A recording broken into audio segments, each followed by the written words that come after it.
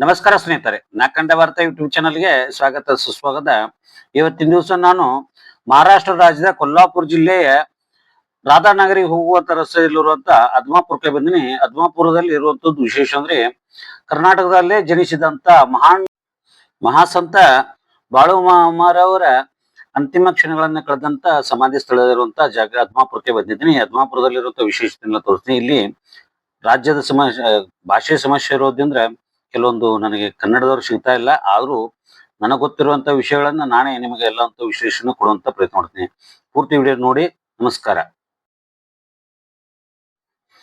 ಸ್ನೇಹಿತರೆ, ಇವತ್ತು ದಿವಸ ಶ್ರೀರಾಮನವಮಿ ಇರೋದ್ರಿಂದ ನಾನು ಇಲ್ಲೇ ಇವತ್ತು ನಿಪ್ಪಾಣಿಯಲ್ಲಿ ಇರುವಂತ ಪ್ರಸಂಗ ಬಂದಿತ್ತು. ಆಕಸ್ಮಿಕವಾಗಿ ನಿಪ್ಪಾಣಿಯಲ್ಲಿ ಇದ್ರಂದ್ರೆ ಬೆಳಿಗ್ಗೆ 7 ಗಂಟೆಗೆದ್ದು ಬಾಳೆಮಮ್ಮ ದರ್ಶನ ಮಾಡ್ಬೇಕಂತ ಹೊರಟಿದ್ದೀನಿ ಒಬ್ಬ ಬೈಕ್ ಮೇಲೆ. ಈ ಬೈಕ್ ಮೇಲೆ ಹೋಗ್ಬೇಕಾದ್ರೆ ಸ್ವಲ್ಪ ನಿಮಗೆ ವಿಡಿಯೋ ಮಾಡ್ಬೇಕು ಅನ್ನೋ ಉದ್ದೇಶದಿಂದ ತೋರಿಸ್ತಾ ಇದ್ದೀನಿ. ಸುಮಾರು ನಿಪ್ಪಾಣಿ ಅಂದ್ರೆ 25 ಕಿಲೋಮೀಟರ್ ನಾನು ಹೋಗ್ತಾ ಇದ್ದೀನಿ. ಈಗ ಅಲ್ಲಿ ಹೋಗಿ ಬಾಳುಮಾಮರ ದರ್ಶನ ಮಾಡಿಸೋಣ. ಈ ಬಾಳುಮಾಮಗೆ ಹೋಗುವಂತ ದೇವಸ್ಥಾನಕ್ಕೆ ಹೋಗುವಂತ ರಸ್ತೆಗೆ ಬಂದಿದ್ದೀನಿ. ಈ ರೋಡ್ ದೇವಸ್ಥಾನಕ್ಕೆ ಹೋಗೋಣ. ಗಾಡಿ ಪಾರ್ಕ್ ಮಾಡಿದ್ದೀನಿ. ಈಗ ಮಾಡ್ಕೊಂಡು ಹೋಗ್ತಾ ಇದ್ದೀನಿ.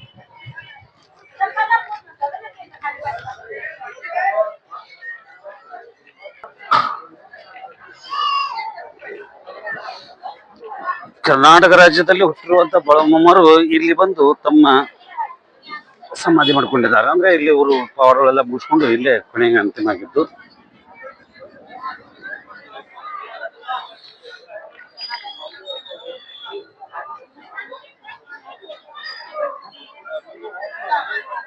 ತುಂಬಾ ಚೆನ್ನಾಗಿದೆ ದೇವಸ್ಥಾನ. ಇದು ಮಾರ್ಬಲ್ ಇದೇನು ಬಾಳ ಇಲ್ಲಿ ಬರ್ಬೇಕಾದ್ರೆ ತ್ರಾಸ ಇತ್ತು, ಹೋಗ್ಬೇಕಾಗಿಲ್ಲ. ನಿಪ್ಪಾಣಿ ಅಂದ್ರೆ ಕರೆಕ್ಟ್ 25 ಕಿಲೋಮೀಟರ್ ಬಂದು ಇದೆ ರಾಧಾನಗರ ಹೋಗೋ ರಸ್ತಾಕ 25 ಕಿಲೋಮೀಟರ್ ಅದಿದ್ರು ನ್ಯಾಷನಲ್ ರಾಜ್ಯ ಹೆದ್ದಾರಿ ಹತ್ತಕ್ಕೆ ಬಂದಿದೆ ರಸ್ತೆ. ಹೋಗೋಣ, ದೇವಸ್ಥಾನ ಹೋಗೋ ಪ್ರಯತ್ನ ಮಾಡೋಣ. ವಿಡಿಯೋ ಮಾಡಕ್ ಅವಕಾಶ ಇತ್ತಿರೋ ಗೊತ್ತಿಲ್ಲ.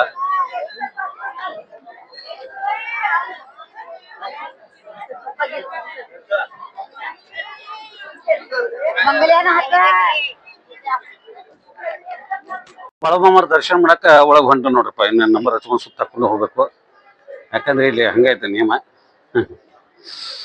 ಅಲ್ಲಿ ಒಳಗೆ ವಿಡಿಯೋ ಮಾಡಕ್ ಅವಕಾಶ ಇಲ್ಲ ಅಂತ ಅವಾಗ ಹೇಳಿದ್ರು ಸೆಕ್ರೆಟರಿ ಅವರು. ಆದ್ರೂ ಪ್ರಯತ್ನ ಮಾಡೋಣ. ಇಲ್ಲಿ ಪೂಜೆ ಮಾಡೋಂಥವ್ರು ಕನ್ನಡದವ್ರು ಅದಾರತ್ತೆ, ಅದು ನಮ್ ಖುಷಿನೇ.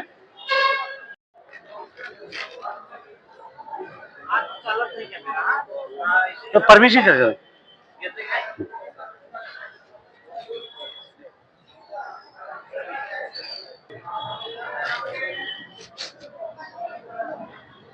ಇವೆಲ್ಲ ಪರ್ಮಿಷನ್ ಇಲ್ಲ ಅಂತಾರು ನಾವು ಪ್ರಯತ್ನ ಮಾಡಿ. ಸ್ನೇಹಿತರೆ, ಬಾಳುಮಮ್ಮರ ಬಗ್ಗೆ ಹೇಳ್ಬೇಕಂದ್ರೆ ಅವರು ಇವತ್ತಿನ ನಿಪ್ಪಾಣಿ ಏನಿದೆ, ಬೆಳಗಾವಿ ಜಿಲ್ಲೆ ನಿಪ್ಪಾಣಿ ತಾಲೂಕಿನ ಅಕ್ಕೋಳ ಹತ್ತಿರ ಒಂದು ಗ್ರಾಮದಲ್ಲಿ ಕುರುಬರ ಸಮುದಾಯಕ್ಕೆ ಸೇರಿದಂತ ಒಂದು ಅತ್ಯಂತ ಬಡ ಕುಟುಂಬದಲ್ಲಿ ಜನಿಸಿದ್ದು ಬಾಳುಮಾಮರು. ಅವರ ತಂದೆ ಹೆಸರು ಮಾಯಪ್ಪ ಅಂತ, ತಾಯಿ ಸುಂದರಮ್ಮ. 1892 ಅಕ್ಟೋಬರ್ 3ನೇ ತಾರೀಕು ಬಾಳುಮಾಮರು ಅಕ್ಕೋಳದಲ್ಲೇ ಜನಿಸ್ತಾರೆ. ಅವರು ಅತ್ಯಂತ ಬಡತನದಲ್ಲಿರೋದಂದ್ರ ಕುರಿಗಾಯಿ ಮಾಡುವಂತ ಜೀವನ ಮಾಡುತ್ತಿರುವಂತ ಕುಟುಂಬ. ಆದ್ರೆ ಇವರು ಬಾಲ್ಯದಲ್ಲಿದ್ದಾಗ ಇವ್ರನ್ನ ಒಂದು ಮಾರೋಡಿ ಸಮಾಜಕ್ಕೆ ಕುಟುಂಬದವ್ರ ಮನೆಗೆ ಈ ಜೀತಕ್ಕಂತ ಕೆಲ್ಸಕ್ಕೆ ಇಟ್ಟಿರ್ತಾರೆ. ಅಲ್ಲಿ ಅವರು ಜೀತದಲ್ಲಿದ್ದಾಗ ಅವ್ರು ಒಂದ್ ದಿವ್ಸ ಅವ್ರಿಗೆ ಪ್ರತಿನಿತ್ಯ ಊಟಕ್ಕೆ ಅಂತ ಒಂದು ತಟ್ಟೆಯಲ್ಲಿ ಫಿಕ್ಸ್ ಆಗಿ ಒಂದು ಅನ್ನ ಕೊಡ್ತಿದ್ರಂತೆ.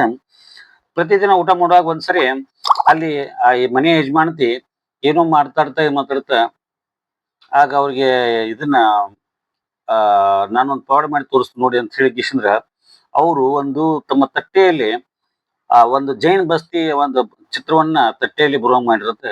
ಇವರು ಮಹಾನ್ ಪುರುಷ ಅಂತ ತಿಳ್ಕೊಂಡು ಅವತ್ತಿಂದ ಅವ್ರ ಜೀತದಿಂದ ಮುಕ್ತ ಮಾಡಿರಂತೆ. ನಂತರ ಕೆಲವು ವರ್ಷಗಳ ನಂತರ ಅವ್ರ ತಂದೆ ತಾಯಿ ಅವ್ರಿಗೆ ಮದುವೆನೂ ಮಾಡಿದ್ರು. ಅವ್ರಿಗೆ ಹೆಂಡತಿ ಹೆಸರು ಸತ್ಯಮಾದೇವಿ ಅಂತೇಳಿ. ಆಮೇಲೆ ಅವ್ರಿಗೆ ಮದುವೆ ಆದ ತಕ್ಷಣ ಕೆಲವು ವರ್ಷಗಳ ನಂತರ ಅವ್ರ ತಂದೆ ತಾಯಿ ತೀರ್ಕೊಂಡ ನಂತರ ಅವ್ರಿಗೆ ಒಂದು 15 ಕುರಿಗಳನ್ನು ಕೊಟ್ಟಿರುವ ಕುರಿಗಳನ್ನ ಮೀಸ್ಕೋತ ಜೀವನ ಮಾಡ್ತಾ ಇದ್ರು. ಆದ್ರೆ ದೈವ ಒಂದು ಬೇರೆ ಮಾಡಿತ್ತು. ಆದ್ರೆ ತಂದೆ ತಾಯಿ ತೀರ್ಕೊಂಡ ನಂತರ ಬಾಳುಮಮ್ಮರು ಕರ್ನಾಟಕ ಮತ್ತು ಮಹಾರಾಷ್ಟ್ರ ಭಾಗದಲ್ಲಿ ಇವತ್ತಿನ ರಾಜ್ಯಗಳ ಪ್ರಕಾರ ಅಲ್ಲೆಲ್ಲ ತಿರುಗಾಡ್ಕೋತ ಕುರಿಗಳನ್ನ ತಮ್ಮ ಸಂಖ್ಯೆ ಬೆಳೆಸ್ತಾರೆ. ಕೇವಲ 15 ಕುರಿಗಳನ್ನ ಸುಮಾರು 40,000 ಕುರಿವರೆಗೂ ಮಾಡಿದಂತದ ಬಾಳುಮಮ್ಮರು ಹೀಗೆ ಮೇಯಿಸ್ತಾ ಎಲ್ಲಾ ಕಡೆ ತಿರುಗಾಡುವಾಗ ಕೆಲವರು ತೊಂದರೆಯಲ್ಲಿದ್ದಂತ ಜನರಿಗೆ ಅವರು ಆಗಾಗ ಕೆಲವೊಂದು ಪವಾಡಗಳು ಮಾಡಿ ತೋರಿಸ್ತಾ ಇದ್ರು. ಒಬ್ಬರಿಗೆ ಕ್ಯಾನ್ಸರ್ ರೋಗವಾಗಿ ತುಂಬಾ ತೊಂದರೆ ಬಳಸ್ತಿರುವಾಗ ಒಂದು ತಮ್ಮ ಮನೆಯಲ್ಲಿರುವಂತ ಖಾರದ ಪುಡಿಯನ್ನ ತಗೊಂಡು ಅವರಿಗೆ ಊಟಕ್ಕೆ ಕೊಟ್ಟಾಗ ಅದು ಕ್ಯಾನ್ಸರ್ ಕಡಿಮೆ ಆಯಿತು. ಹಾಗೆ ಅವರಿಗೆ ನಾನಾ ಪವಾಡಗಳನ್ನು ಮಾಡಿದ್ದು ಸಾಕಷ್ಟು ಬಾಳು ಪವಾಡಗಳಿದ್ದಾವೆ.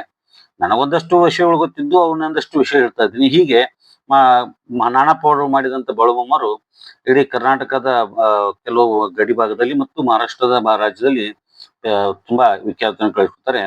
ಅವರ ಕುರಿಗಳು ಯಾವ ಹೊಲಕ್ಕೆ ಹೋಗಿ ಮೇಯ್ತವೋ ಅದು ತಮಗೆ ಒಳ್ಳೇದಾಗುತ್ತೆ ಅನ್ನೋ ನಂಬಿಕೆಯಿಂದ ಜನತೆ ಇವತ್ತಿಗೂ ಸಹಿತ ಬಾಳುಮಮ್ಮರ ಕುರಿಗಳು ಬಂದವಂದ್ರೆ ಅದು ಎಲ್ಲಿಂದ್ರ ಬಂದು ಕಿಶನ್ ಅವರು ಅದನ್ನ ಸೇವೆ ಮಾಡುವಂತ ಕೆಲಸ ಮಾಡ್ತಾರೆ. ಯಾರು ಬಾಳುಮಮ್ಮರ ಸೇವೆ ಮಾಡ್ತಾರೆ ಅವ್ರಿಗೆ ಒಂದು ಒಳ್ಳೇದಾಗುತ್ತೆ ಅನ್ನೋದು ನಂಬಿಕೆಯಿಂದಾಗಿ ಎಲ್ಲರೂ ಮಾಡ್ತಾ ಇದಾರೆ. ನಮಗೂ ಅಕಸ್ಮಾತ್ ಅವಕಾಶ ಸಿಕ್ಕರೆ ನಮ್ಮ ಹೊಲಗಳಿಗೆ ಬಂದ್ರೆ ಯಾವ ಕುರಿಗಳು ಬಾಳುಮಮ್ಮರ ಕುರಿಗಳು ಬಂದ್ರೆ ಅವ್ರನ್ನ ಸೇವೆ ಮಾಡೋಣ ಅಂತ ಹೇಳೋಣ. ಇದು ಬಾಳುಮಮ್ಮರು ಕರ್ನಾಟಕ ಮತ್ತು ಮಹಾರಾಷ್ಟ್ರ ಗಡಿ ಭಾಗಗಳಲ್ಲಿ ಇಂಥ ಸಾಕಷ್ಟು ಇದನ್ನ ಪವಾಡಗಳು ಮಾಡಿ ಸುಮಾರು 73ನೇ ವಯಸ್ಸಿನಲ್ಲಿ ಅವರು ಈಗ ಏನಾರ ನಾವು ನಿಪ್ಪಾಣಿ ಅಂದ್ರೆ ಸುಮಾರು 25 ಕಿಲೋಮೀಟರ್ ದೂರದಲ್ಲಿರುವಂತ ಅದಮಾಪುರ ಅಂತ ಏನಿದೆ ಬಂದೀನಿ. ಈ ಜಾಗದಲ್ಲೇ ಅವರು 1966 ಸೆಪ್ಟೆಂಬರ್ 4ನೇ ತಾರೀಕು ಅವರು ಇಲ್ಲೇ ಅವರು ಸಮಾಧಿ ಹೊಂದ್ತಾರೆ. ಇಲ್ಲೇ ಪಕ್ಕದಲ್ಲಿ ಇನ್ನೊಂದು 10 ಕಿಲೋಮೀಟರ್ ದೂರದಲ್ಲಿ ಅವರ ಧರ್ಮಪತ್ನಿ ಸತ್ಯಮೋಹ ಸಹಿತ ಸಮಾಧಿ ಇದೆ. ಅದ್ರದ್ದು ಒಂದು ವಿಡಿಯೋನ ಮಾಡುವಂತ ಪ್ರಯತ್ನ ಮಾಡ್ತೀನಿ ಅತಿ ಶೀಘ್ರದಲ್ಲಿ. ಸದ್ಯಕ್ಕೆ ಬಾಳುಮಮ್ಮರ ಬಗ್ಗೆ ಒಂದಷ್ಟು ವಿಡಿಯೋನು ಕೊಟ್ಟಿದ್ದೀನಿ. ಅವರ ಜನ್ಮಸ್ಥಳವಾದಂತ ಅಕ್ಕೋಳದ ಬಗ್ಗೆನೂ ಒಂದು ವಿಡಿಯೋ ಕೊಟ್ಟಿದ್ದೆ. ಅದನ್ನು ವಿಡಿಯೋನ ಈ ಕೆಳಗೆ ನಿಮಗೆ ಲಿಂಕ್ ನಲ್ಲಿ ಕೊಟ್ಟಿರ್ತೀನಿ. ಅದನ್ನು ಸಹಿತ ವಿಡಿಯೋ ಪೂರ್ತಿ ನೋಡಿ ಅಂತ ನಿಮಗೆ ಇಲ್ಲಿ ವಿನಂತಿಸ್ಕೊಳ್ತೀನಿ. ಇದೆಲ್ಲ ನಾನು ಬಾಳುಮಮ್ಮರ ಬಗ್ಗೆ ಒಂದಷ್ಟು ಮಾಹಿತಿಗಳನ್ನು ಸಂಗ್ರಹ ಮಾಡಿ ನಿಮ್ಗೆ ಕೊಟ್ಟಿದ್ದೇನೆ. ಇದೆಲ್ಲ ಇಷ್ಟ ಆಗಿದೆ ಪೂರ್ತಿ ನೋಡ್ಬೇಕಂತ ಹೇಳ್ತೀನಿ. ಬಾಳುಮಮ್ಮ ದರ್ಶನ ಹೊರಗೆ ಮಾಡ್ಕೊಂಡು ಬಂದೆ, ಬಟ್ ಒಳಗಿಂದ ವಿಡಿಯೋ ಮಾಡಕ್ ಅವಕಾಶ ಇಲ್ಲ ಅಂತಂದ್ರು. ಆದ್ರೂ ಇದೇ ಮಾಡಿದ್ದೇನೆ. ನಿನ್ನ ಫೋಟೋ ತೋರಿಸಿ ವಿಡಿಯೋ ತೋರಿಸ್ಬೇಕಿಷ್ಟ. ಮಂದಿರ ಸುತ್ತಮುತ್ತ ಇಷ್ಟ ಇತ್ತು ನೋಡಪ್ಪ. ಬಾಳುಮಮ್ಮರ ಬಗ್ಗೆ ಸ್ಟೋರಿ ಇಲ್ಲಿ ಯಾರು ಸಿಗ್ತಾ ಇಲ್ಲ ನನಗೆ ಕನ್ನಡದಾಗ ಮಾತಾಡೋರು. ಯಾರಾದ್ರೂ ಕನ್ನಡದಾಗ ಸಿಕ್ಕರೆ ಮಾತಾಡಕ್ಕೆ ದಯವಿಟ್ಟು ಹೇಳೇ ಬಿಡ್ತೀನಿ. ಏನಲ್ಲಿ ಕಾಣಿಸುತ್ತೆ ಮಹಾರಾಷ್ಟ್ರ ರಾಜ್ಯ ಹೆದ್ದಾರಿ 173 ಅಂದ್ರೆ ನಿಪ್ಪಾಣಿ ಟು ರಾಧಾನಗರಿ ಅಂತ ಒಂದು ರೋಡ್ ಇದೆ. ಆ ರೋಡ್ನಲ್ಲಿ ಇದೆ. ಸ್ನೇಹಿತರೆ, ಇದು ನಾನು ಬಾಳುಮಮ್ಮರ ಬಗ್ಗೆ ಒಂದಷ್ಟು ವಿಷಯಗಳನ್ನು ಸಂಗ್ರಹ ಮಾಡಿ ನಿಮ್ಗೆ ಒಂದಷ್ಟು ವಿಷಯ ಕೊಟ್ಟಿದ್ದೀನಿ. ಈ ಎಲ್ಲಾ ಮಾಹಿತಿ ನಿಮ್ಗೆ ಇಷ್ಟ ಆಗಿದ್ರೆ ನಾ ಖಂಡ ಭಾರತ ಯೂಟ್ಯೂಬ್ ಚಾನಲ್ ಸಬ್ಸ್ಕ್ರೈಬ್ ಮಾಡಿಕೊಂಡು ದಯವಿಟ್ಟು ನಿಮ್ಮ ಸ್ನೇಹಿತರಿಗೆ ವಿಡಿಯೋನ ಶೇರ್ ಮಾಡೋದು ಮರಿಬೇಡಿ ಅಂತ ಹೇಳ್ತೀನಿ. ಧನ್ಯವಾದಗಳು.